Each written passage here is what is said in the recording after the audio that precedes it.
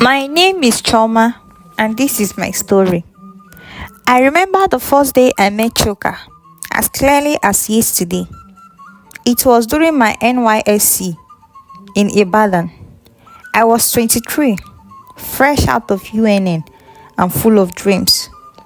My parents had raised me to believe in hard work, honesty, and above all, in love. My mother always said, Choma, love is the foundation of every strong home. Don't marry for money. Marry the man who truly loves you. At that time, this was sounded like gospel truth. If only I knew better. Chuka wasn't the type of man most girls in camp would notice immediately. He didn't have a car, didn't wear fancy wristwatches, and his boots were already worn out after the second week. But he had charm. He had a sweet tongue. That kind of smooth Yoruba Igbo mix that could make you forget the hunger you were feeling during parade. I liked the way he made me laugh. I liked the way he held my hand when we crossed the Buzi Mokola roundabout. Most importantly, he treated me like I was the only woman in the world. I had other admirers, of course. One of them was Kunle, a banker's son who always smelled like imported collagen. I never wore the same sneakers twice. My friend teased me endlessly. Choma, why are you wasting your time with this hustler when Kule is there with AC car and cash to spoil you? But I wasn't moved. I told them love is more important than money.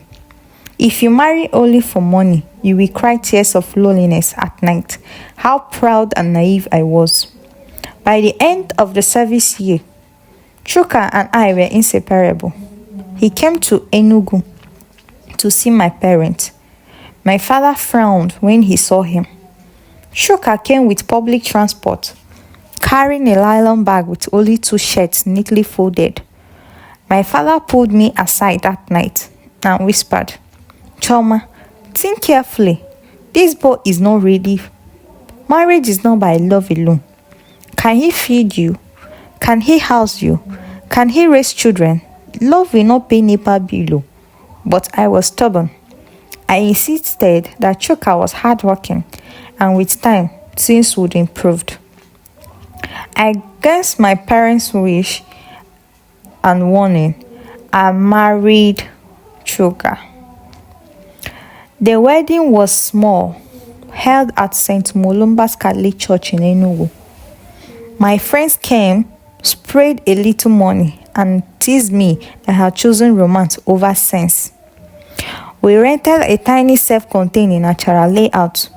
The zinc roof leaked whenever it rained, and we had to put buckets in the corner of the room.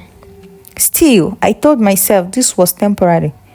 I loved him, and I believed that love could weather anything. At first, marriage was sweet. We would cook indomie together, sit on the floor because we didn't have chairs, and laugh about how rich we would be in future. Chuka would tell me stories of how he would start his own business one day and make millions. I believed him. Even when he lost his first job at a printing press, I encouraged him. Don't worry, my love, I said.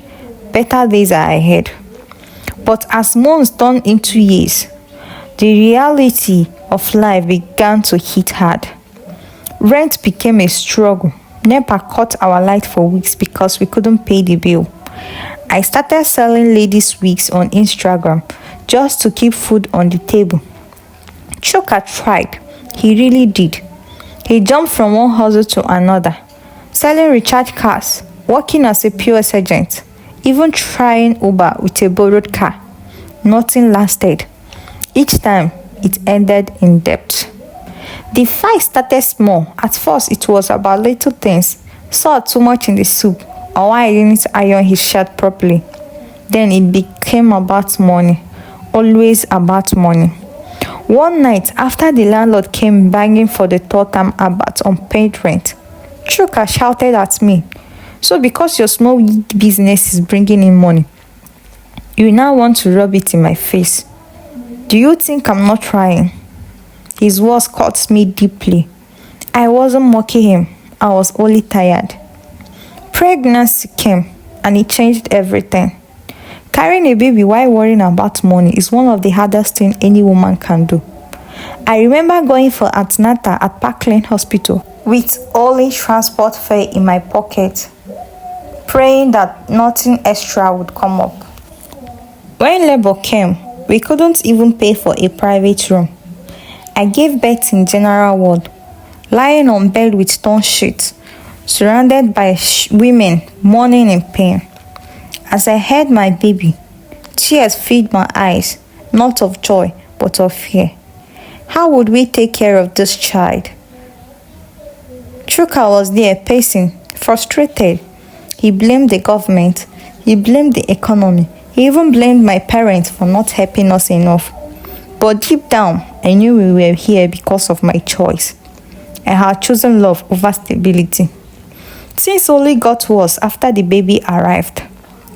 Pampers, milk, hospital bills, it was endless. Sometimes I would sneak into my mother's shop at Ogbete Market and collect provision.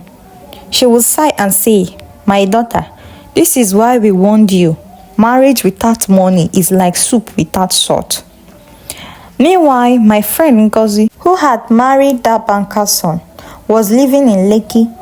Whenever she posted pictures of her family vacationing in Dubai, my heart would burn.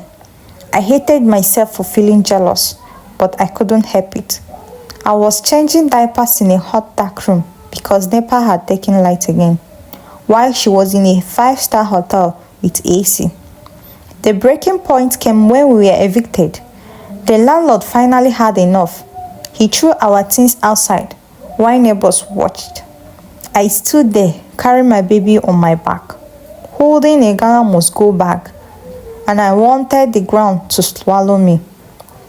Chuka just stood there too, defeated. That day, something inside me broke. Love suddenly felt like a burden I couldn't carry anymore. I began to ask myself, did I really make the right choice? Was my mother wrong when she said love was enough? In Nigeria, can love truly survive when poverty is present? Because in this country, marriage is not just about two people loving each other. It is about family, about survival, about respect. People will mock you if you can't provide for your children. Society will judge you, and love cannot shield you from their judgment. I still love Chuka in a way. He is not a wicked man. He loves me. He loves our child. But love doesn't buy pampers. Love doesn't pay rent. Love doesn't fill a child's stomach when he's crying from hunger. And each day I live this reality, I whisper to myself, if only I had listened. If only I have balanced love with wisdom. Now, whenever young girls come to me for advice, I tell them plainly, love is good, but don't let it blind you. Look beyond sweet words and butterflies in your stomach. Ask yourself, can this man take care of me? Can he shoulder responsibilities? Can he raise children in this Nigerian economy? Because love without money is a bitter love. As I tell you this story, I don't hate my life. I don't hate Chuka, but I regret thinking love was enough. I regret closing my ears to my father's warning. If I had chosen differently, maybe today I would be telling you about vacations abroad instead of eviction. Maybe my tears will be tears of joy and not of regret. So when I say I wish I didn't marry for love, I don't mean I wish I didn't love. I mean I wish I had understood that love alone is not enough. That in Nigeria, love must be seasoned with wisdom, with financial stability, with shared vision. Otherwise, the same love that once made you smile will one day make you cry.